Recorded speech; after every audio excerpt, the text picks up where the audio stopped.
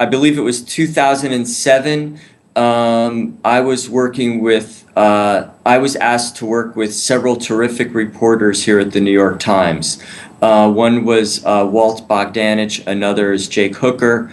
They had just done a story about how Chinese chemicals were shipped unregulated and tainted with a caustic chemical that then became an ingredient in cough syrup that led to the death of children in Panama.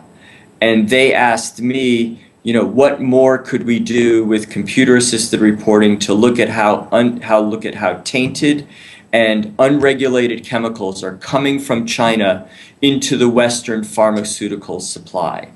Okay, data sets we used. First off, I had worked in television, and one of the things we sometimes did in television when we had a big concept story that we wanted to situate in one place, to tell the story in one place, is we would look for conferences or conventions. I looked around. There was a big convention in the pharmaceutical industry that was about to happen in Milan. Okay, great. In Milan will be all the top flight blue chip companies in the pharmaceutical industry. And guess what? Every company that was appearing at that convention was mentioned on the convention's website. I scraped that, put it into a database. Okay, great. That's one database. What else did we do? Well, it turns out that in China, the government has a database of every single regulated chemical manufacturer. And it turns out that in China, that if you're going to make drugs and use them for the domestic market inside China, you had to be regulated. But if you were making chemicals, drugs, to be shipped outside of China, and you swore to Chinese authorities you would never sell it within China, you did not have to be regulated. So we knew that 25% of the companies appearing in Milan were from China. We then wanted to know which of these companies were regulated by Chinese authorities. The data was in China. I helped set up a database in English. Jake Hooker, working on the story, spoke Chinese. We then went through every single company to see which ones were regulated in China. So we knew the answer of how few were regulated in China. Okay, that was step 2. Step 3, using the Freedom of Information Act here in the United States, I got a database of US import records to find every single company that had ever tried to ship tainted chemicals into the United States. Okay, great. That's step 3. Step 4. Okay, of all these companies appearing in Milan, how many of these are trying to sell pharmaceutical ingredients that we believe they don't have the right to sell under intellectual property or patent laws?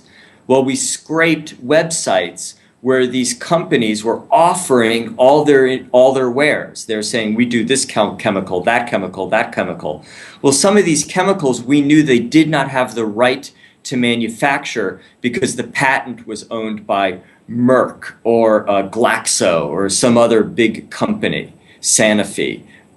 So that helped. So by scraping websites that way, we could also learn what they were selling. Okay, what else did we do? Well, we built a database of Interpol records and press reports of companies from China that had been caught selling bad chemicals. Mix all of these data sets together, all of these databases, and what do they tell you?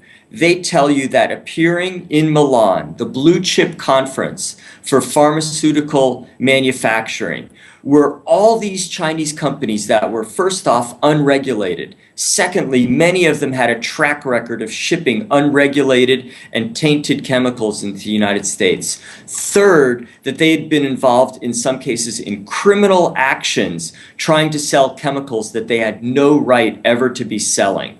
You know, if you read the beginning of that story that we did, you'll see that we talk about a man who was supposed to be at the Milan conference, whose company was selling chemicals to pharmaceutical companies. But the man himself, while his company was selling these chemicals, could not be there. Why? He was sitting in jail for selling bad chemicals. And then we could tick through all the other bad companies that were from China selling these chemicals. How did we find these people? Combining all the different data sets that I just described to you. Well, first off, as a journalist, you have to realize that when you start combining data sets, chances are you're going to be writing sentences that say at least these many companies. Things in data sets, particularly data sets that were not meant to be matched together, things may drop off the table. So you end up with a less than complete universe. So one of the things you try to do is make sure that your universe is as complete as possible.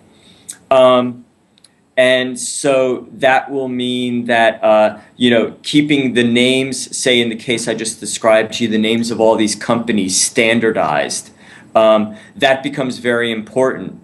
But, God forbid these companies trade under 3 or 4 or 5 different names and you only know 3 of them. Well, that means that, maybe there's a company that appeared in Milan that was also a bad actor, but maybe because they appeared under 5 different names, we didn't catch it. I mean, we tried many ways to make sure that didn't happen, but do you know, that you missed the company? You don't know what you don't know.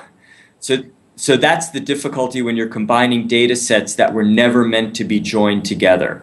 In the database world, the kind of mixing and matching of these data sets are known as enterprise joins.